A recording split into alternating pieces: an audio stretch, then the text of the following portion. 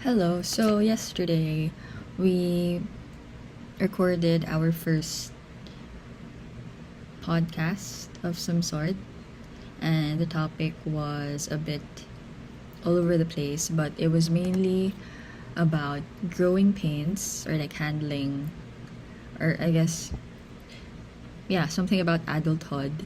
And I also talked about co-star, and I think that's it. So today, let's continue with another different topic.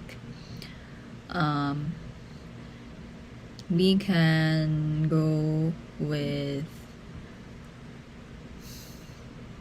well, the second on the list is friendship breakups versus romantic breakups. First thought that came into mind, like popped in my mind, is it is very obvious na most cases, or like, no naman, pero parang, yeah, most cases I would say na if we were to compare the duration of friendships and romantic relationships, excluding na lang yung mga papunta ng marriage, most of the time relationships or like friendships lasts longer. And I think it's because we don't put the same amount of pressure in our friendship connections compared to how much pressure na we put in our romantic ones. Like, pag romantic relationships, we want our significant person to do this, to know that, to parang know everything about you without you telling them, parang ganyan. Pero with friendships kasi, I feel like you started kasi from scratch, na parang you were really both genuine in trying to get to know each other, regardless of gender, of course. Pero yun, I feel like that's one thing na we're missing. Baka ako lang. Pero that's one thing na, like, one thing na I wanna incorporate to my romantic relationships na I have been doing in my friendships is nga the foundation talaga na I am building when it comes to my friendships. I've been talking about friendships so I mean, like, I've been saying the word so much, so I don't like it. I have to work on it. But ayun. So ayun lang. I feel like I'm talking about a different topic, but I'm getting to a point with friendships. You don't treat your friend kasi as your property. Parang ganon. Minsan kasi we have tendencies na when we have a significant other, parang ayoko nang ganito ka, ayoko nang ginagawa mo to, gusto ko ito lang gagawin mo, parang ganon, diba? Pero with friendships, parang you just enjoy the company, and you do you, I do me, parang ganon. But at the same time, it makes sense kasi nga, you're just friends. Pag romantic relationships, of course, there's a different kind of responsibility that lies within you being someone's partner. But you also, like, for example, with my best friend, I also have responsibility. Slight.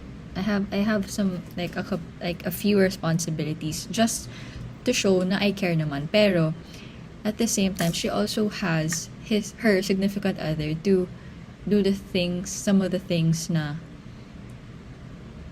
only that man can do or should do. My point is, what's my point na nga? I guess my point is, since we're talking about breakups nga,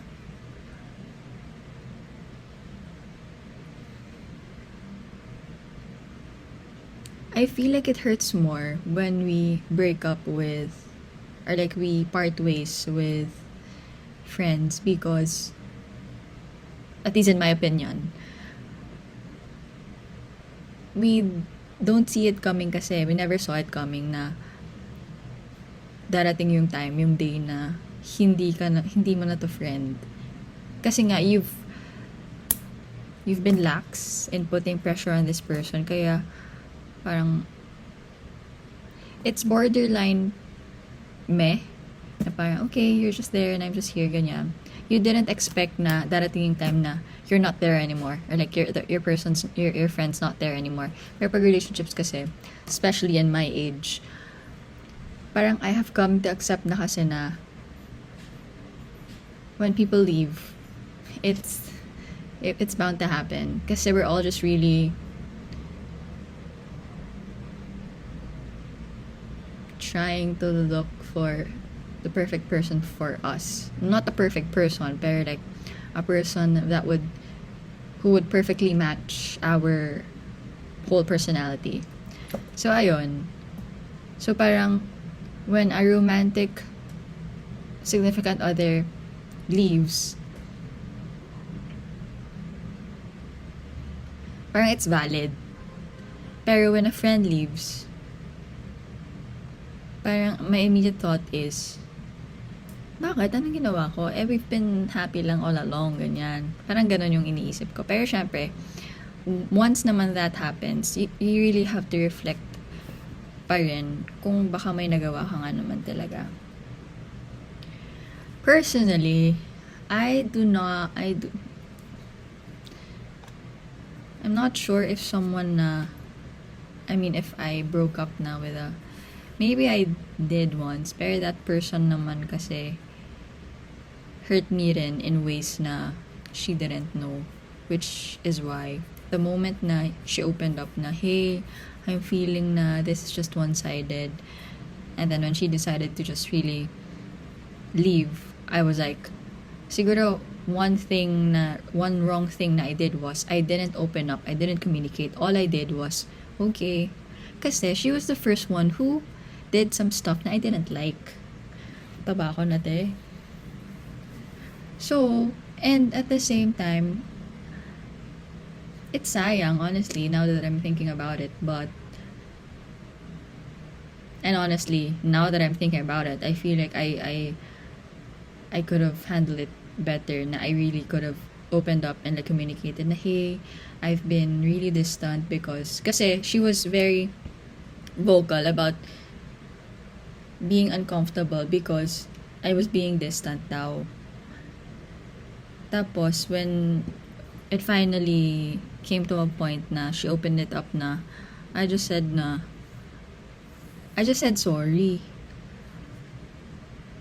I didn't explain na, hey, kasi this is what I'm feeling whenever you're around. Ganun sana sasabihin ko. Pero, I feel like at that point, I didn't really like kasi how she was making me feel or like what she was making me feel. So I was like, okay lang, parang ganun yung ano ko honestly nun.